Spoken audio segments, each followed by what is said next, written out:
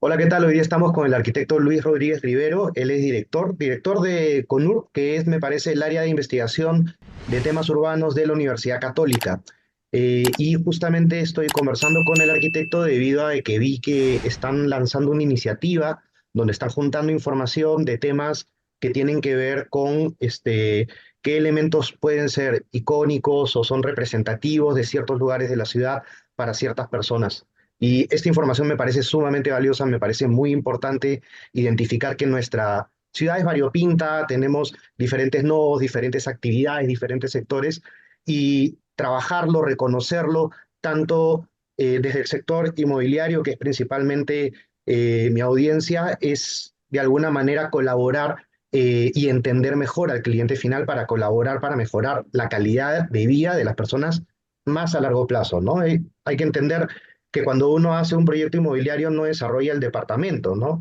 Es el departamento dentro de un edificio, dentro de una comunidad. Y esa comunidad está en un espacio geográfico que tiene un clima, tiene una estructura y tiene una serie de dinámicas. Entonces, no es solamente el departamento y me parece importante que se reconozcan estas cosas. Entonces, tengo entendido de que esta iniciativa también viene con una celebración, que me parece que son los 100 años de barriadas en Lima, ¿correcto?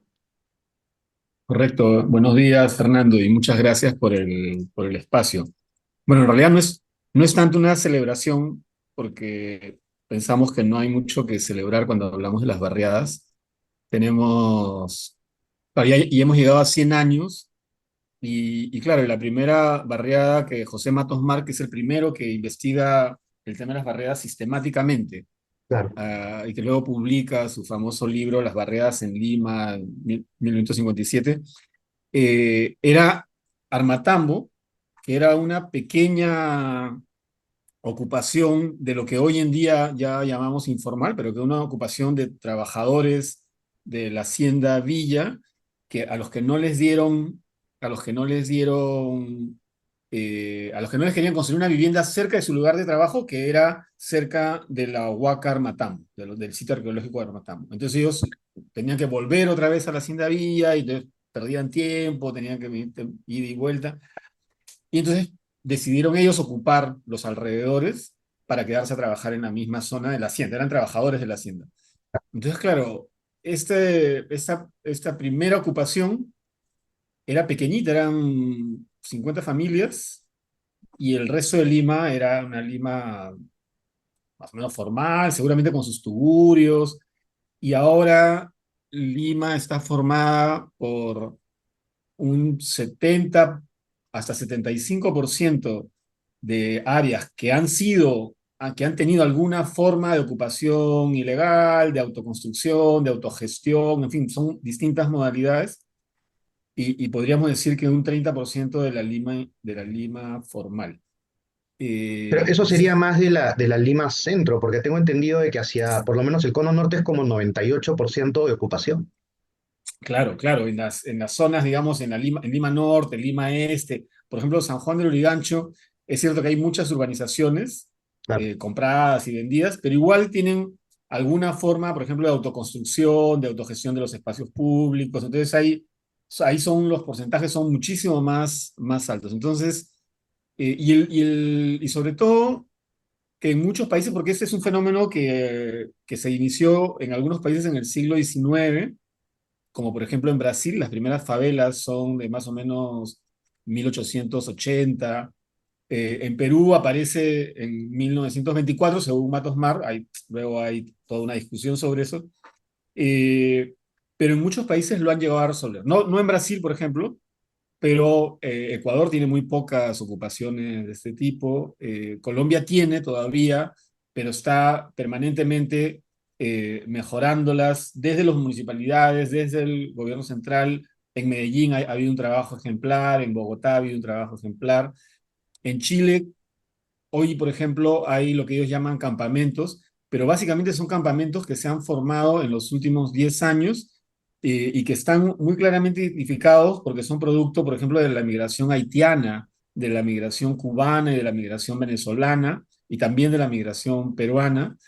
Buenos Aires no lo ha podido corregir, tiene las villas que algunas están, a pesar de que han habido muchos programas en los últimos 10 años especialmente. Entonces, y acá lo extraño es que estamos casi, casi hace varios años de brazos cruzados. Eso es Sí. lo que más nos preocupa.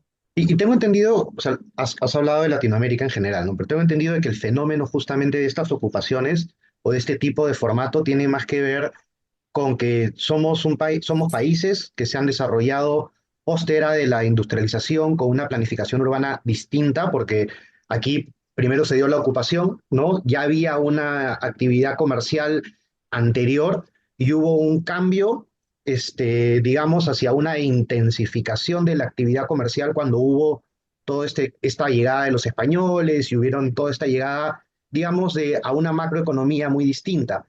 Y esto genera migraciones definitivamente, pero migraciones no planificadas. Y lo que tú acabas de decir hace un rato, con el tema de Armatambo me parece sumamente interesante, porque, claro, ellos querían vivir cerca de donde trabajaban, ¿no? Suena muy familiar eso. Y el rol de alguien, tal vez de la empresa, tal vez de la hacienda, tal vez del Estado, era darle una vivienda para que pueda estar cerca a su trabajo, en ese caso. Y como no le dieron esa vivienda, ellos buscaron una oportunidad en las zonas aledañas y dijeron, yo voy a resolver mi problema porque nadie lo va a hacer por mí. Y ocuparon ahí. Más o menos como que fue el primer chispazo, ¿no? Después de Claro. eso se volvió un incendio rápidamente y de ocupación de ese tipo se vuelven invasiones, se vuelve un negocio, una serie de mafias y se diversifica, ¿no? Porque ahora dijiste otra palabra que me parece interesante, que es la ocupación artesanal, en- ¿no? Que se tiene que diferenciar de estas ocupaciones ilegales e informales que tienen de alguna manera distintas características que no están tipificadas, ¿no? Hablemos como que la minería ilegal, la minería informal, tiene básicamente un tema documentario de diferencia, con ciertos vistos. Entonces, más o menos sería lo mismo acá. Sí, sí, sí, sí. Ahí, por ejemplo, se puede hacer un paralelo con el barrio obrero de Vitarte. Ya, También los trabajadores de la fábrica de Vitarte, que es una de las primeras fábricas, además la que tuvo un rol importantísimo en lo de las 8 horas diarias de trabajo, también tenían que ir desde Lima caminando hasta Vitarte, también se quejaron porque no querían volver, todavía no había el tren y entonces al final la fábrica les construyó el primer barrio obrero y luego vino el tren y claro, en ese barrio obrero, según cuentan los propios pobladores, en los inicios, para eso además el barrio obrero estaba como un poco aislado y era más o menos inicios de siglo, la década del 20, en la que había como todo ese entusiasmo por las formas cooperativas y colectivas de agrupación. Entonces, aparentemente, en el teatrín o el cine que tenían, que ahora es una iglesia evangélica, que todavía existe, por cierto, ahí en el barrio obrero,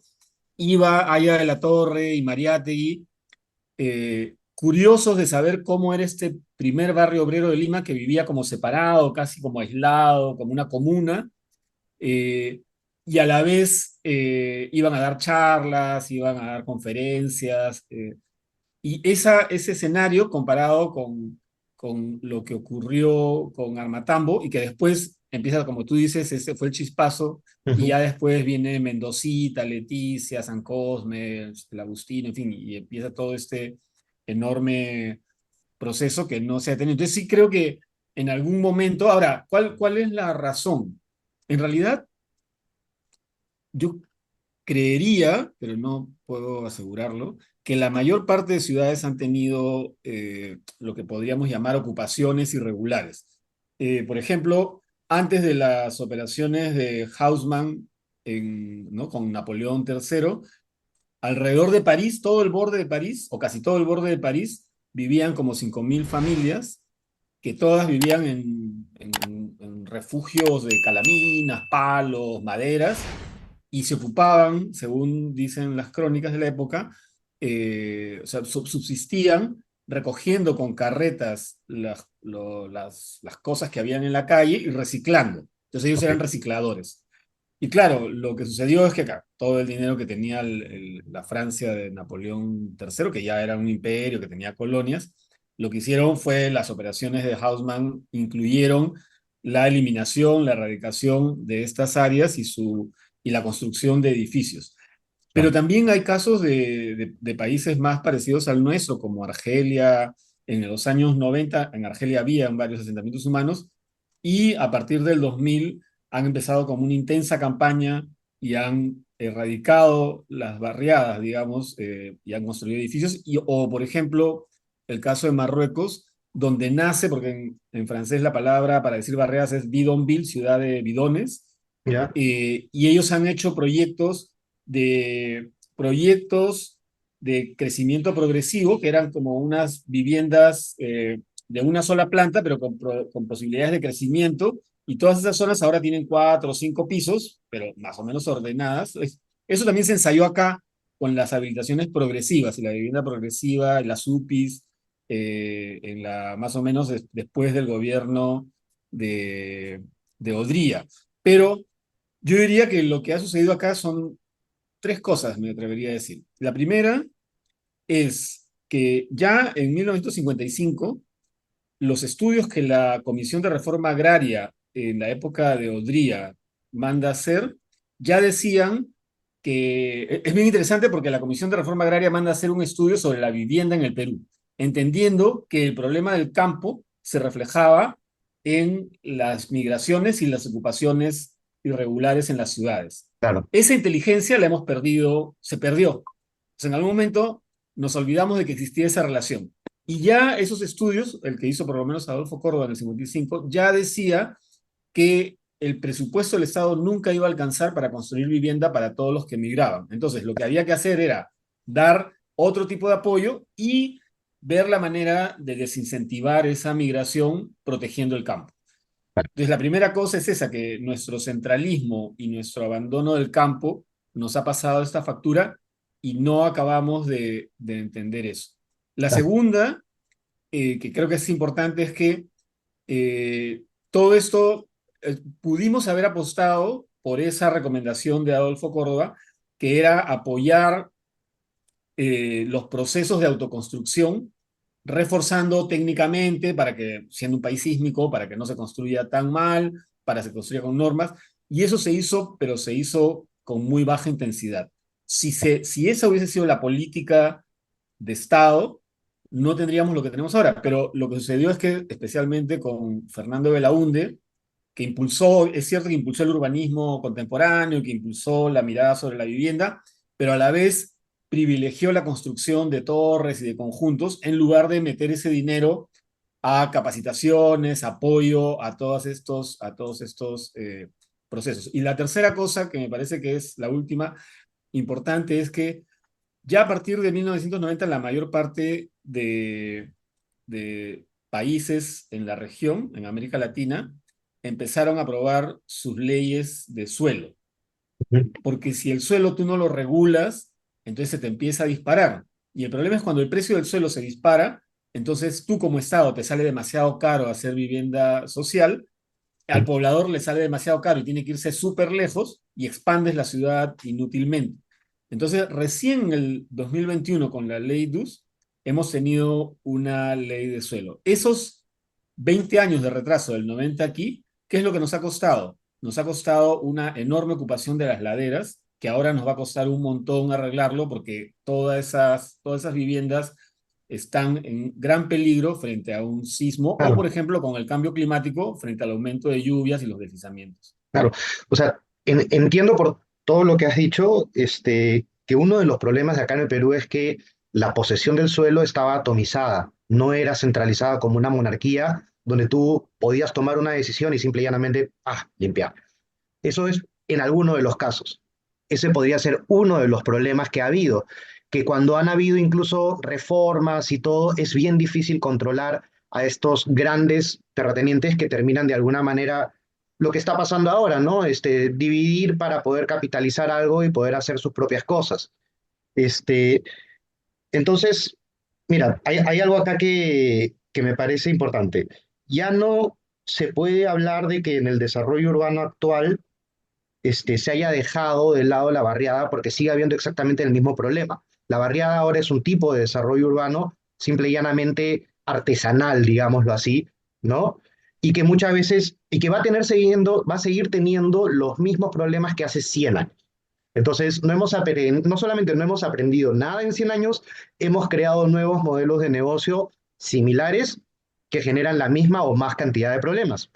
Entonces, ¿qué pasa con los programas como Sitio Propio que tratan de justamente ir a este segmento de barriadas para resolver el tema de la vivienda cualitativa?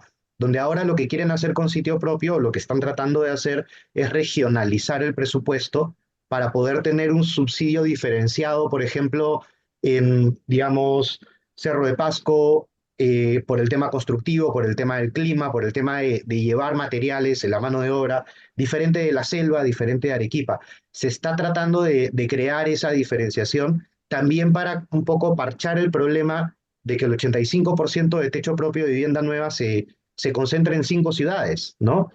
Entonces, se han dado cuenta de que hay justamente un tema de costos, y un tema de trámites y un tema de acceso a suelo que está generando de que todavía siga desarrollándose este tipo de, digamos, de proyectos inmobiliarios, pero el asignarle presupuesto a techo propio, sitio propio, podría también dinamizar estas economías, digamos, de pueblo, de barrios, dándole trabajo a constructoras pequeñas, a mano de obra local. Ahora, mi pregunta es específicamente, darle presupuesto para construcción en sitio propio, para lo que es vivienda cualitativa, que cumplan con las condiciones normativas y todo adecuado, ¿no?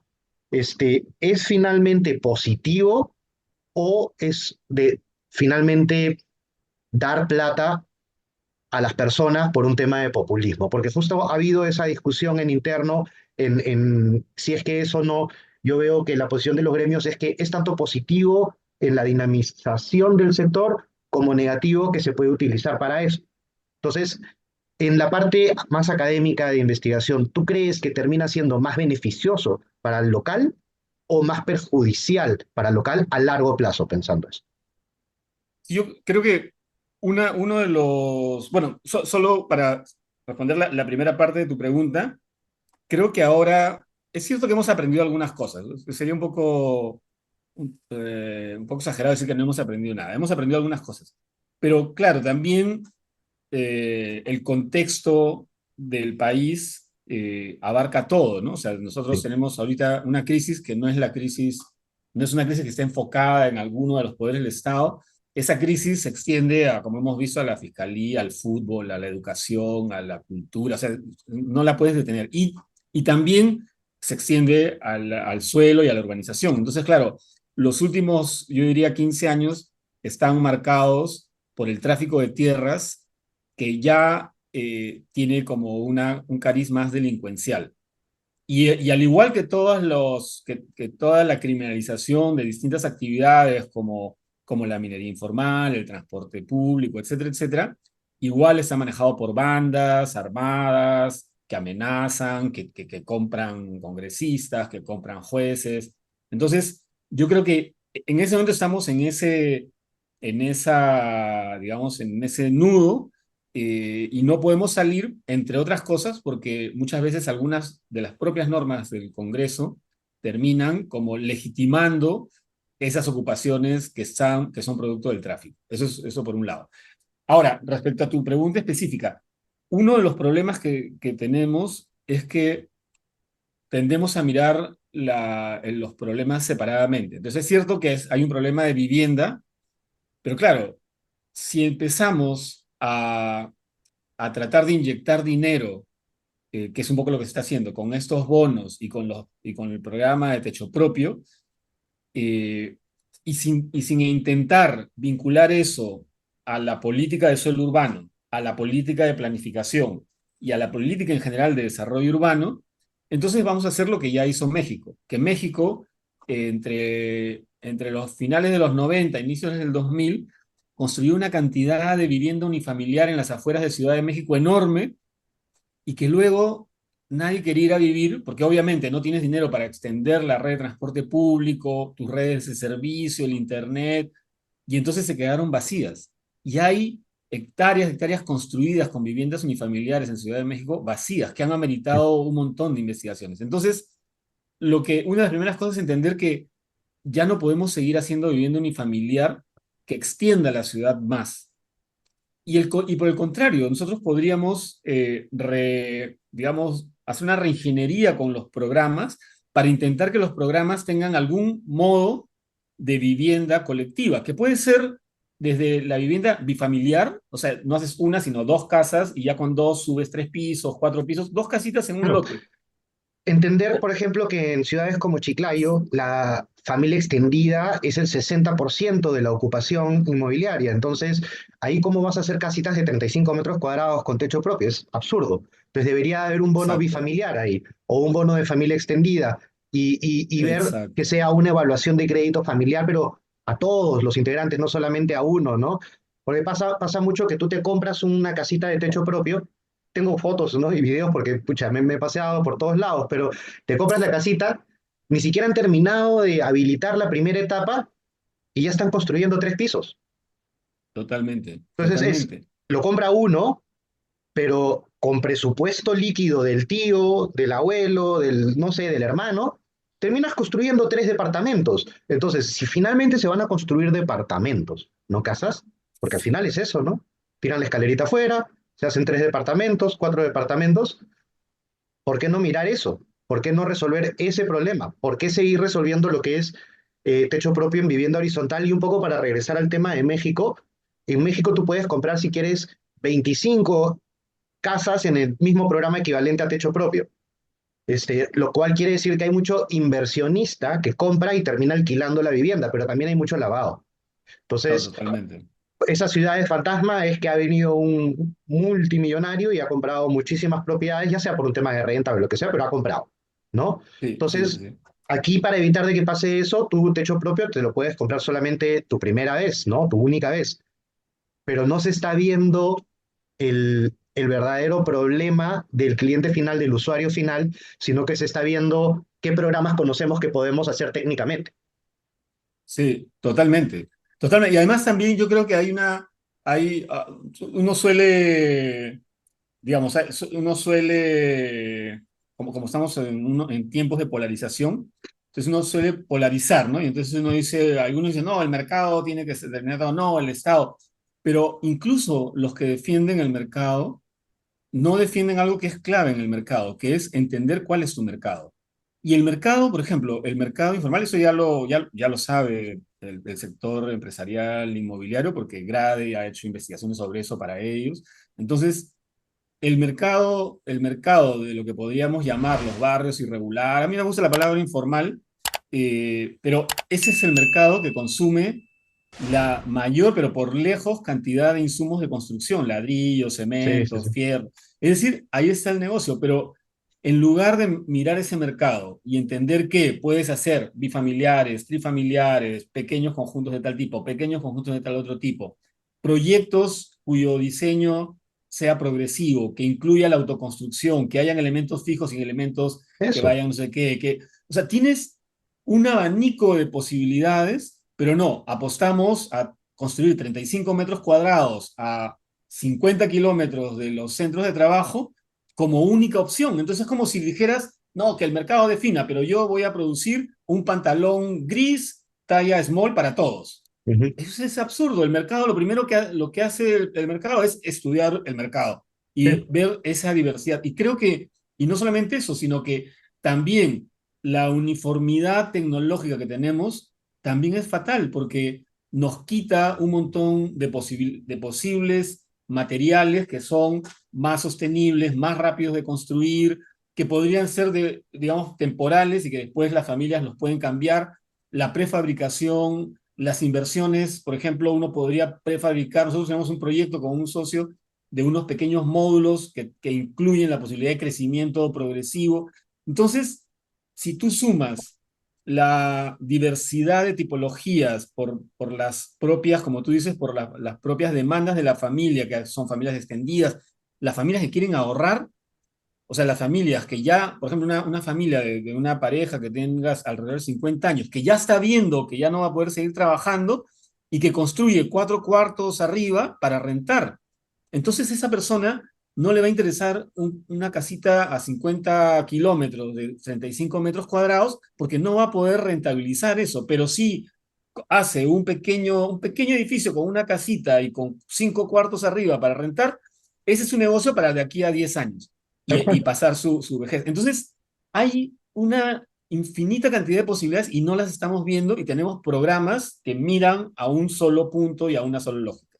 Ponte, hace poco aprueban lo de vivienda de interés social en alquiler, pero no hay reglamento. Y ahí quiero hacer un ejercicio mental rapidito.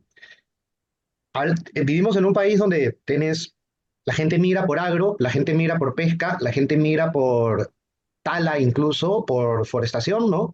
La gente migra por minería, por todo. Tenemos muchísima población migrante, sobre todo en el sur del país. Y de hecho, en el sur del país, el mayor volumen de vivienda es unipersonal por la cantidad de migración que hay. Lo que quiere decir es que hay muchísimas personas que viven pocos meses en una casa y de ahí no viven. Entonces, ¿qué pasa con el tiempo compartido? ¿Qué pasa con hacer proyectos inmobiliarios de tiempo compartido para gente que trabaja en pesca? Multifamily, esa es otra, ¿no? Vivienda en alquiler específicamente. Y esos modelos van de la mano con otra cosa que es no solamente la tecnología en construcción, sino la tecnología en financiera.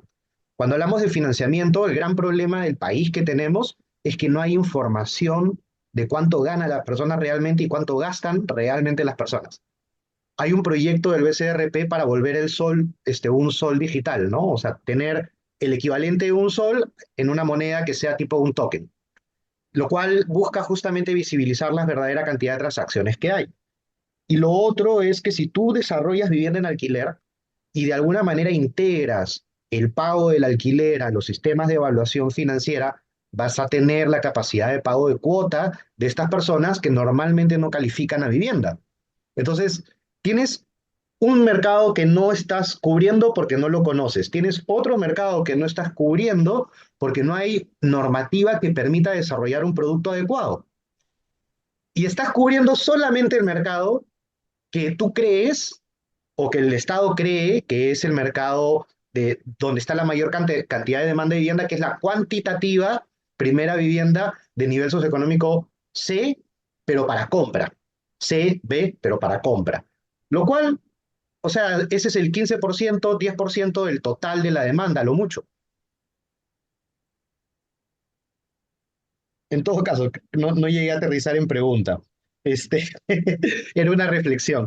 Eh, a lo que hoy es, tenemos muchísimo espacio para recorrer. Vivienda en alquiler me parece que hay una diversidad de oportunidades, y también hay un potencial para recaudación tributaria en vivienda en alquiler bien significativo, porque ahorita el mayor mercado de alquiler es el de inversionistas de personas naturales y solamente pagan un básico de renta. Sin embargo, las empresas que invierten en alquiler se lo venden a estas personas naturales, pero porque tienen que vendérselo, porque si no tendrían que pagar 18% de IGB más la renta. Entonces hay este proyecto de cambiarlo. Yo pienso que si es que se llega a aterrizar bien el mercado de vivienda de interés social en alquiler específicamente, se dinamizaría muchísimo a nivel nacional, no solamente Lima, a nivel nacional, en lugares que tradicionalmente no hay proyectos inmobiliarios y a la vez adquiriríamos mucho conocimiento de quienes tienen esta demanda y cuánto pueden pagar. Totalmente, totalmente. O sea, la vivienda en alquiler es una cosa en la que, habiendo tantas experiencias, por cierto, eh, incluso en la región, América Latina, estamos como yendo demasiado despacio. Y eso tiene que ver con la primera pregunta que me hiciste, no acaba, pero hace unos pocos años, una municipalidad de Santiago ha sacado un programa de construcción de vivienda para alquiler. Entonces la propia municipalidad construye, alquila y es renta para la misma municipalidad. Y luego, por ejemplo, ha habido un desarrollo en los últimos, yo diría, 20, 30 años de las cooperativas, que es, bueno, seguramente acá les va a parecer mala palabra a un montón de gente, pero hay distintos modos, porque tú puedes, o sea, lo que pasa es que una cooperativa es muy inteligente, ¿no? Tengo unos amigos que han construido una cooperativa, que son arquitectos, han hecho un proyecto de una cooperativa para profesores en Buenos Aires, porque claro, tú sacas un programa que vincula, que permites que ya no para una persona, sino para un grupo de 8 familias, de Ujú. 10 familias, que ellos se endeuden todos juntos, compran su terreno y construyen su vivienda Entonces ya estás como empujando a otras formas que están más en consonancia con una ciudad sostenible, que estás más cerca al centro. En Uruguay se ha desarrollado muchísimo las cooperativas y uno debería pensar, ahora, flexibilizar los reglamentos, porque hoy en día, o sea, la gente, por ejemplo, de entre 30 y 40 años, ¿quién quiere tener hijos? O sea, con las justas, si piensas en tener pareja, luego tienes gatos, perros. Entonces tú puedes tener viviendas con unos programas totalmente diferentes, en donde cada tres casas compartes espacios, hasta puedes compartir la cocina. Pero claro, si tienes un reglamento que te dice que la sala comedor tiene que medir tanto y tienes que tener cocina y dormitorio de papá y dormitorio de hijo, cuando tú lo que quieres es tener gatos y compartir todo para gastar menos, y más bien tener un área de trabajo para 8 personas que se junten, todo gente joven, amiga, o sea, todas esas posibilidades, es como que el Estado vive en el siglo XIX Claro. y no abre, pero también los propios privados van con demasiado temor y apuntan como a un mismo programa y a un mismo supuesto cliente ideal, cuando la cosa se ha diversificado enormemente y hay un mercado fantástico que no se está atendiendo. Sí, de hecho, he visto una empresa en el norte bien interesante que hace mucha gestión social. Su negocio es gestión social y construcción, básicamente. Entonces, lo que hacen es, van a zonas que están dentro del casco urbano, en pueblos, digamos, secundarios, no sabría cómo llamarlo, que no son las ciudades principales de la provincia, sino secundarios, terciarios, y gestionan con las personas y con la municipalidad que se consigan el bono para la autoconstrucción en sitio propio.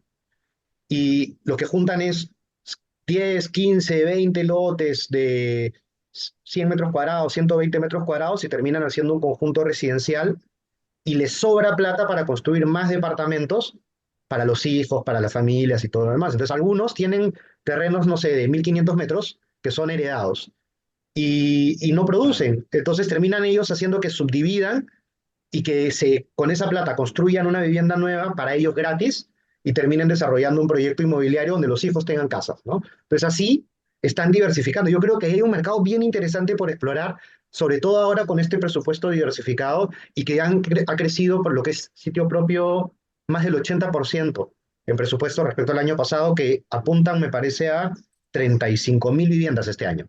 El año pasado hubieron 12. Entonces, hay un crecimiento interesante. Pero algo que me comentaron es que hace años se colocaron 65.000, o sea que no es que no se haya hecho antes esto, es coherente con el programa. Pero claro, se había desatendido un poco por enfocarse más en vivienda, en primera vivienda. Eh, Claro. y así como esto, el tema de alquiler, puede haber este tema de usos compartidos y pueden haber un montón más. Y como decías, ¿qué pasa con el adulto mayor, por ejemplo, en distritos como Santiago de Surco, como San Isidro, que no necesitan vivir en un departamento de 120 metros cuadrados con 3 estacionamientos? Claro, claro. Y por el contrario necesitan tal vez una renta. O sea, hoy en día hay como demasiado, o sea, para bien y a ratos también para mal, y especialmente en el Perú, pero eso en todo el mundo, digamos, el negocio inmobiliario es tu ahorro y muchas veces tu renta. Porque claro, como en general en muchos lugares se están recortando y debilitando las pensiones, entonces todo el mundo quiere tener una renta. Entonces ya o sea, las edades de jubilación son 65 años. Entonces Ujú. luego de los 65 años ya te terminas con una pensión que no es lo mismo que ganabas. Entonces si tienes además un departamento, ya tu pensión ya está. Entonces, claro, todo eso hay que pensarlo e incorporarlo en las políticas, pero yo creo que sobre todo de lo que se trata es como de ver ese universo. Yo me acuerdo, hace 20 años Guido Valdivia presentó en un seminario del Ministerio de Vivienda con el BID un estudio en donde se hacía como, o sea, se mostraban la cantidad de nichos que existían para la vivienda, de acuerdo a la cantidad, a la enorme Mm. clasificación, digamos, una especie de taxonomía de la gente en el Perú. Y eso no, estoy dictando en la maestría de vivienda en Loja, en Ecuador. Y claro, en Loja nada más, que es una ciudad chica, ¿no? Como decir en Chiclayo, y todo su Claro. ámbito rural. La cantidad de variaciones que hay en ese ámbito nada más, porque claro, hay hay comunidad, Loja tiene una parte amazónica, entonces hay comunidades nativas, hay colonos, hay la zona de la sierra, hay comunidad de la sierra, hay gente que tiene casa con producción, hay gente que tiene casa con familia extendida, hay las familias que tienen a la mujer como digamos, el sostén principal y no hay hombre. Entonces, con eso, solamente en Loja cada alumno hacía una tesis de una tipología. Eran 30 alumnos con 30 tipologías distintas, solamente en Loja. Ahora imagínate en el Perú, que es mucho más extenso y mucho más diverso. Entonces, claro, y siempre estamos queriendo hacer el módulo, ¿no? 3 módulos para resolver el problema de la vivienda en todo el Perú. Eso es así como una cosa... Mira, algunos sí se han aventurado a experimentar con tipologías justamente para apuntar a este tema de, por ejemplo, 4 dormitorios para vivienda de interés social, que es familia extendida. Lo Claro. quisieron hacer en Caraballo, pero les recortaron el bono. Entonces, O sea, cuando no te falla el Estado, te falla el privado, te falla el arquitecto. Ahí necesitamos hacer una reingeniería todos juntos, creo sí, yo. falta eso, mira, yo veo mucha colaboración, por lo menos en el último año más que antes, del privado con el Ministerio de Vivienda, con el Estado. Pero también veo de que hay mucha conversación y colaboración de la academia con el ministerio. Lo que no veo es la academia con el privado. Yo creo que ahí hay una desconexión. Por más que el privado se para capacitando, para aprendiendo y todo, me parece que colaboraciones o concursos para crear, por ejemplo, Mm. tipologías de vivienda de empresas como estudios de arquitectos súper reconocidos como Seinfeld, como Collado, como De la Piedra o lo que sea, que participen en hacer cuáles, o sea, ya tienen 20 años en el mercado inmobiliario. ¿Qué es lo que creen que es lo mejor para el mercado inmobiliario? Y hacer ese Sí. tipo de colaboraciones con la academia, con investigación. Es raro porque en Lima nomás hay, creo, 14 facultades de arquitectura y yo estoy seguro que el 80% de los profesores de las facultades trabajan con inmobiliarias. Sí, sí, claro que Entonces, sí. no es que la relación no exista, lo que falta es como tú dices, es sentarse a conversar de una manera más institucional para que el arquitecto no sea simplemente, para que el inmobiliario no sea simplemente su cliente, Sí. sino le diga, oye, puedes hacer otra cosa, y el inmobiliario no vea al arquitecto como su empleado, entre comillas, sino que diga, acá hay algo que yo puedo incorporar, ¿no? Ese tipo de relación es la que está faltando. Tú sabes que yo propuse a nivel gremial, pero no me han dado bola, a ver si es que por ahí, que parece interesante, es un club de debate sobre ciudad e inmobiliario, donde podamos traer ideas y sacarnos la mugre, Pero lógico. ¿no? Yo- Es, Me parece que yo es un creo que espacio que sí. falta. Sí, sí, sí. Y hay algunos ensayos que no son propiamente, digamos, que son más para soluciones tecnológicas, pero a mí me gusta mucho, por ejemplo, el ensayo que hace la UTEC con la mezcladora, que es este hub de innovación, que me parece Interesantísimo. súper interesante cómo articulan iniciativas, ¿no? Y startups de distinto tipo con grandes empresas, con la banca, o sea, ese tipo de iniciativas deberíamos tener mucho más, ¿no? Ujú. Espacios de articulación. Yo creo Sí, que de eso es lo hecho que sí. necesitamos. O sea, yo Sí. tengo un programa que le llamo la incubadora, que justamente lo que busco es atender al segmento de personas que están especulando el suelo en un nivel primario, no necesariamente Lima, y que lo especulan no con malicia, sino con aspiración. Y no tienen las herramientas, los conocimientos, ni a los profesionales alrededor para que los ayuden a hacer las cosas bien. Y como ya tengo buena cantidad de años, lo que vengo haciendo es justamente eso, ¿no? Oye, tú estás haciendo esto, mira, habla con tal pata. Ah, Y, oye, ¿sabes que tú necesitas aprender esto? Te voy a explicar cómo se hace. Pues armé un programita de capacitación, un programita de networking, un programita de, ¿cómo se llama? Casuística también, evaluación de cada caso. Y en función a eso los ayudo.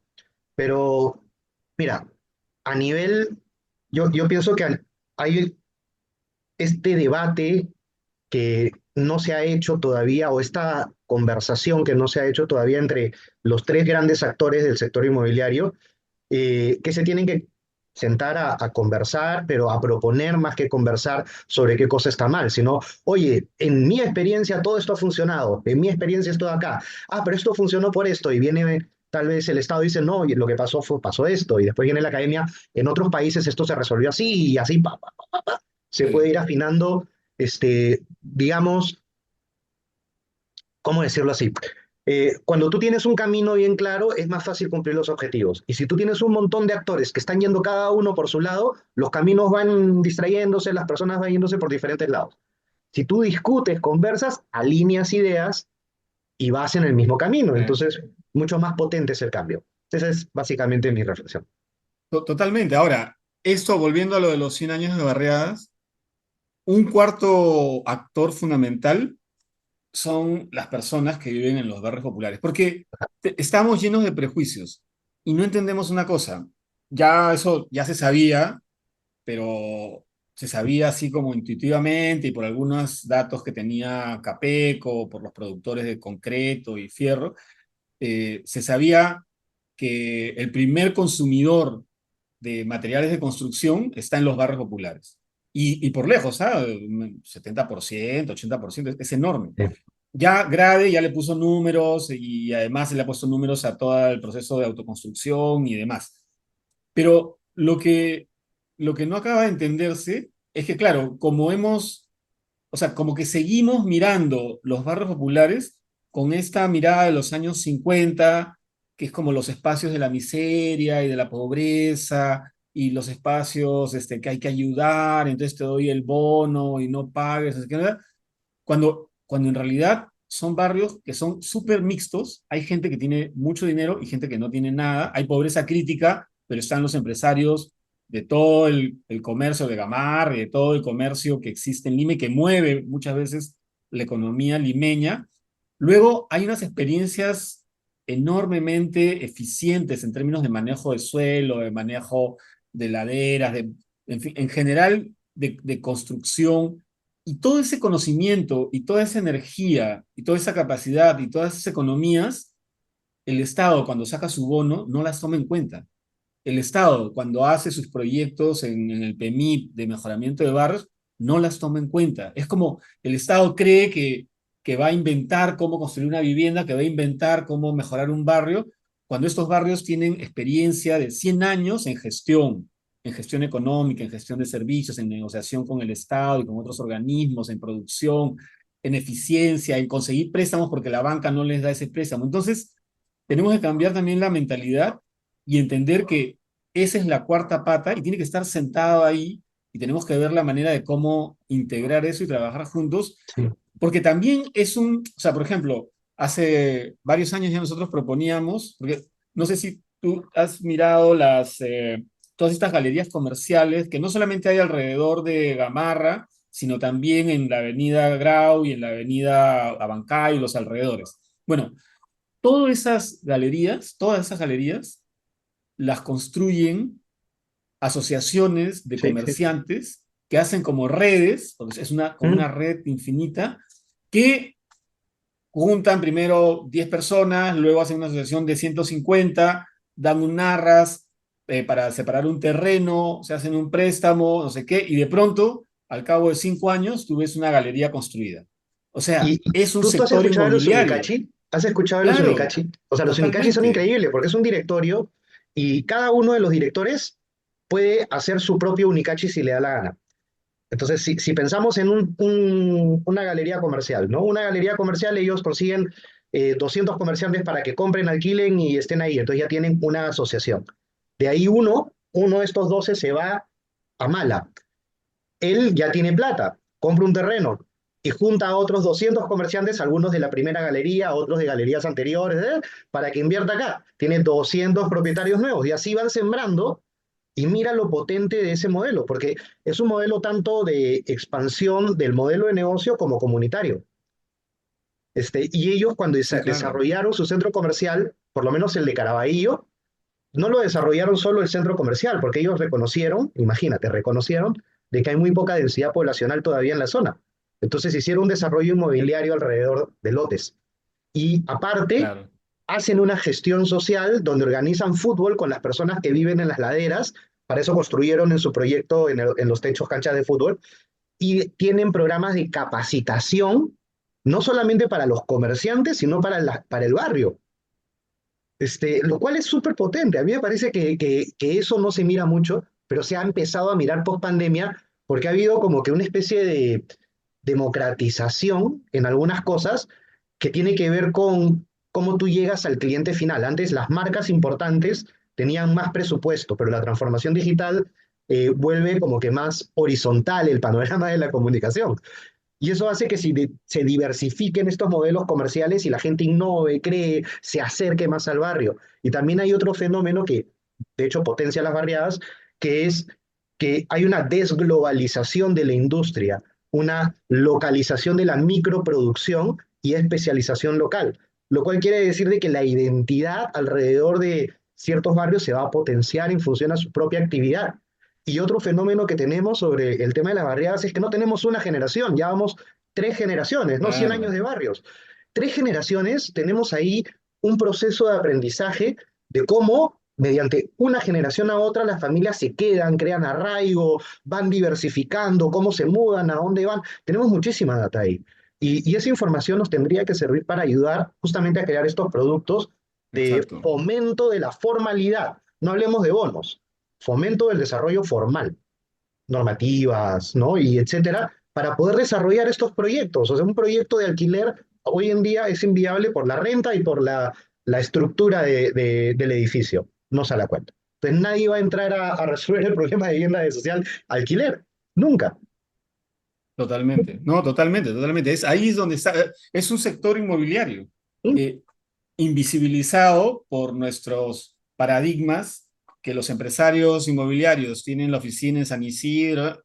No, por todos lados, si los empresarios están por todos lados. Entonces, y luego ahí, yo diría también dos temas. Uno, regresando un poco al motivo de la entrevista, en la universidad, en un curso, junto con Daniel Ramírez y una arqueóloga, Rosabela, Rosabela claro, Calderón. Álvarez, claro, Álvarez Calderón, sí. exacto. Con ella, nosotros hacemos un curso de urbanismo donde vemos un poco los temas de planificación de Lima. Y entonces, claro, cuando en los planes urbanos, inclusive el plan de Lima al 2040, cuando tú dices, a ver, vamos a mapear cuáles son los puntos claves, digamos, los puntos calientes en donde pueden generarse actividades, concentraciones o incluso hasta centralidades. Entonces empiezas a mapear y está el patrimonio, entonces está, no sé, pues la Huaca, está Pachacamac, la Huaca no sé qué, tal cosa, el edificio tal, eh, la Plaza de Armas, la Plaza San Martín. Y claro, y todo está más o menos entre Lima y Chorrillos, y luego tienes como dispersos algunas huacas. Entonces lo que dijimos, oye, pero hay todo un patrimonio popular, ¿no? Hay todo un patrimonio de, por ejemplo, no sé, pues Villa María, la primera parte de Villa María que se hizo con trabajadores de la fábrica de Atocongo, que tiene su Sí. plaza, que se creó en tal año. Luego Villa El Salvador, donde estaba la Cuaves. Luego no sé, pues en la organización Manco Inca, en San Juan del Urigancho, donde estaba la hacienda, y así sucesivamente. El Entonces tienes, mundialito del porvenir, o sea, el por mundialito del porvenir de la ejemplo, Victoria de por sí exacto. es súper potente. Totalmente. Y entonces tú empiezas a mapear sitios con los mismos criterios con los que estableces el patrimonio tradicional, ¿no? Por algún hecho histórico, por algún valor que tiene simbólico, por sus propias características arquitectónicas o urbanas. Entonces, claro, de un plan urbano que concentra todo lo que es el patrimonio en un 20% de la ciudad, pasas a iluminar todo Lima y a tener un montón de espacios con potencial, porque son los espacios que la gente va a reconocer como suyos, porque ahí, o sea, como tú dices, será la tercera generación, pero su abuelo fue el fundador en el Ermitaño, en Villa María, en Villa El Salvador, y ahí están las historias, y ahí tú puedes, por ejemplo, en Colombia, uno de los proyectos que había junto con todo esto de los parques biblioteca era la memoria del barrio. Entonces, una vez que estaba todo armado, había una sala y a la gente mayor le decían, vamos a reconstruir la historia del barrio, tráiganos fotos, personajes, y reconstruían toda la historia del barrio, quiénes fueron los primeros vecinos que formaron el Sí. barrio, la organización que pidió la escuela y no sé qué, que pidió para hacer la plaza, que hicieron la primera fiesta de tal tipo. Entonces, en ese momento, tú vas a tener que la población se involucra con el desarrollo urbano. no la indiferencia que hay ahora, que si viene un traficante no me importa, que si viene tal cosa, no, sino va a haber una relación más fuerte, real, ¿no? A partir de cuestiones de orden simbólico, pero luego se convierte en una preocupación real y en una activación de la ciudad, en una, digamos, en una cohesión que va por partes, pero que finalmente se hace porque luego el de Huaycán dirá, oye, mira, también ellos han hecho esto y los reconocen y etcétera, etcétera. Sí, Y ese es, y aunque parezca utópico, al final de cuentas, probablemente, y eso es una de las razones por las que a mí toda la cosa urbana me fascina, al final de cuentas, en un país tan desestructurado, con una historia tan fragmentada, con tantos desencuentros, la ciudad puede ser el pretexto perfecto para que empiecen a generarse grandes acuerdos colectivos. es verdad. Eso es lo fantástico que tiene la ciudad, que tú puedes generar grandes acuerdos colectivos. Obviamente estamos bastante lejos de eso, pero creo que tenemos todas las herramientas, todas las posibilidades, toda la historia, el proceso histórico para que eso pueda ocurrir. Sí, de acuerdo. Bueno, de todas maneras, yo voy a poner los links para que puedan las personas entrar al mapeo y a las iniciativas que estás promocionando.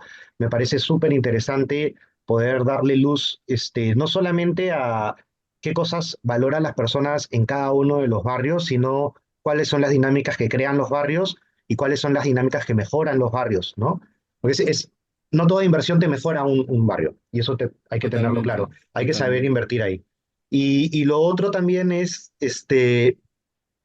que me ha gustado poder reflexionar, y te agradezco por eso un poco, sobre el modelo de vivienda y cómo estamos fracasando en identificar todas las oportunidades que los distintos estilos de habitar nos dan a nivel nacional. Entonces, muchas gracias, arquitecto. Ojalá que podamos conversar más adelante. No, por Y, supuesto, encantado. Más bien solo una cosita, bueno, esto que salió en Instagram sobre el patrimonio lo está trabajando Daniel Ramírez, con quien dictamos el curso, junto con Javier Vera. Luego tenemos ahora, por si acaso, el workshop, en el marco de los 100 años de Barriadas, hay un workshop en Limápolis, que siempre hace la ah, Católica. En octubre tenemos un congreso de arquitectura y urbanismo que está organizando también la unidad de arquitectura, pero que incluye varios departamentos, el Departamento de Ciencias Sociales, de Humanidades, Geografía, o sea, todos los que estamos metidos en los temas urbanos en la Universidad Católica. Es un congreso que esperemos también que esté bien. Estamos construyendo lo que hemos llamado el Atlas de las Barriadas, entre comillas siempre, que debería tener una exhibición hacia fin de año y debería estar publicado el próximo año. Eso estamos intentando ahí convencer a algunos socios estratégicos. Y finalmente, una última cosa. No, yo llevo un taller de fin de carrera, como de tesis, en la facultad de la Universidad Católica, en la Facultad de Arquitectura, y del 8 de diciembre al 4 de abril estamos haciendo una exhibición de los proyectos. El taller ha trabajado sobre la idea de la periferia. Entonces la exhibición se llama Periferias y son proyectos de tesis de los estudiantes que abordan el tema de lo periférico. Está en la Casa O'Higgins desde el 8 de marzo hasta el 4 de abril, en el Jirón de la Unión. ok, hasta el 4 de abril va a estar entonces. Hasta el 4 de abril. Muchas Ya. actividades. Pásame el Ya, material para publicarlo. Yo lo comparto en redes sociales también. Te apoyo dándole un poco de visibilidad a estos temas. perfecto. Mil gracias. No, gracias a ti. Cuídate mucho. Listo, gracias. Nos vemos. Cuídate. Nos vemos, nos vemos.